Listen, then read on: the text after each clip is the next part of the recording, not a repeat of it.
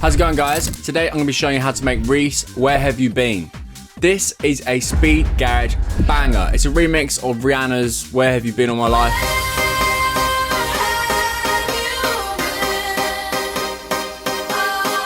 It's a super simple track, so it should be really easy to follow along with. Here's what you've made by the end of the video.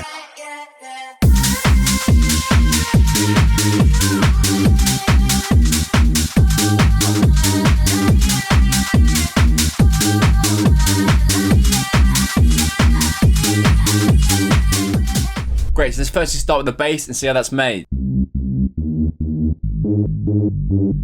Cool, I'm going to start with the MIDI. I really like the MIDI of this track because it's super simple and it'll be super simple for you guys to implement this in your own tracks. So, of course, we've got the BPM at 140 and we're in the key of C minor. We start on the root note and literally, as you can see, it's so simple. Everything's just played for a bar. So we go C, C, E flat, and then we go A flat, G. These obviously will be playing for the full bar, but instead we've chopped them in half and then made a second one and pitched it up an octave. And yeah, look, it's so simple. But it sounds fucking amazing, right? And then it's literally just looped the whole time and it doesn't really get boring. Really good track. It's actually on Spotify, I'm pretty sure. Now we've got the MIDI. Let's have a look at the patch. So yeah, this is actually a preset from my Speed Garage Volume 2 Serum preset pack. You can get that from the link in the description. This pack has over 60 presets, making it super easy for you to select through all the different reed spaces. So it covers artists such as Notion, Interplanetary Criminal, Soul Mass Transit System, and many, many more. So yeah, definitely check that out. As I said, the link for that is in the description. But yeah, I'm going to show you now how to make this bad boy from scratch. Great, so menu, initiate preset, turn both of these on, analog, basic shapes, analog, basic shapes. Find the saw wave in both, pitch them down by 2 octaves. We then go plus 32, minus 32. It's going to sound like this.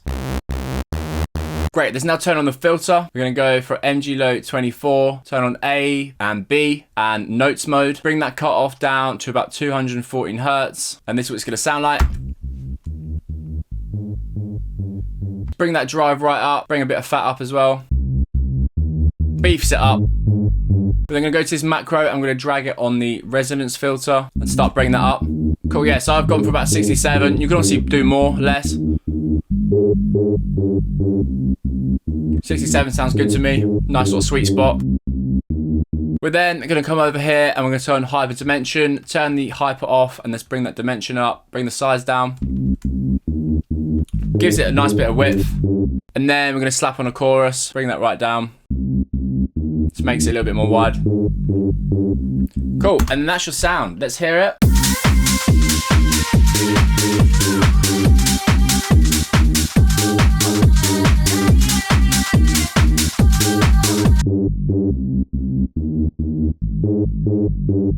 Now let's move on to the drums.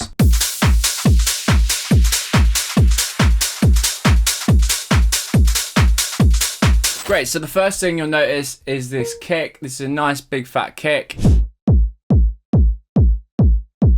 This is obviously just hitting on every bar. Then we've got this clap on the second beat. Then we've got this open hat on the off beat. Play this all together, you're gonna have a basic sort of house beat.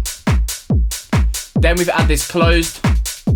So this is just to give it a bit of energy. So if you have a look at the MIDI for this, we've sort of started low, so I've changed the velocities and then sort of played it along like that and then just duplicated it through. We've also added a kickstart, so this is just side chaining on every beat, so where the kick hits.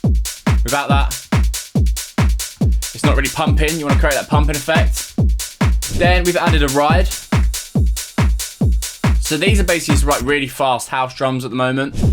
So this ride, again, we've changed the velocities. So start low, go high, and of course we've got that same kickstart on them. Without that, there's no pumping effect, so you really want that pump. We've then gone and added a loop. So yeah, these are from my Speed Garage Volume 2 pack. You can get that from the link in the description. This pack has just tons of like one shots, loops, if you have a look at it. So it's got these loops. So you can literally just drag them into your project and you're gonna get fucking 6 Speed Garage drums. So yeah, this one I'm using today is the 28.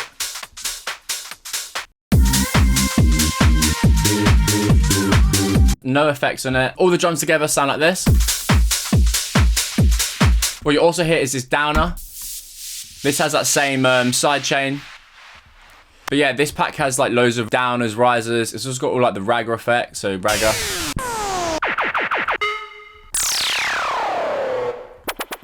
All that sort of shit, which makes it sort of speed garage, right? Cool, yeah, I mean, that's pretty much it for the drums. I haven't got any processing, so I didn't really think it needed it.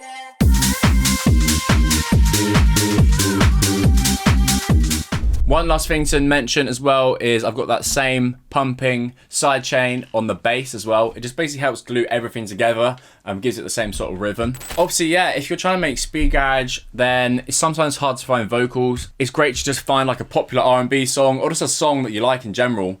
And if you go to LAI, then you put the song, so you download the song, put it into here, it was then going to give you the vocal, and then you can release on SoundCloud and stuff like that. Obviously, you can't release these on Spotify because you don't have the rights to the thing, but you can still, for example, I've released a couple, and then you can get a few thousand views, whatever. And I didn't do any like promotion for these tracks, but yes, like that's got like nearly 6K. That's got like 3.5. I mean, obviously not amazing, but if you obviously keep pumping them out, then you're gonna get a bit of a following, you know. And I feel like people who listen to your tracks on SoundCloud are gonna be more into you, and you're gonna build a better fan base than those from Spotify. Because sometimes a lot of the streams on Spotify come from like gym playlists. So with my old Spotify, a lot of the views were coming from like gym playlists. So then the people are just listening to like loads of other songs and you're just sort of noise to them, do you know what I mean? Whereas like SoundCloud has more of a community feel, so people are more likely to follow you on Instagram and sort of message you. So like, I get messages and stuff like that asking for like download links. And also, yeah, this track's had like a decent amount of downloads. It means that people are gonna be playing your song in like their DJ sets and stuff like that.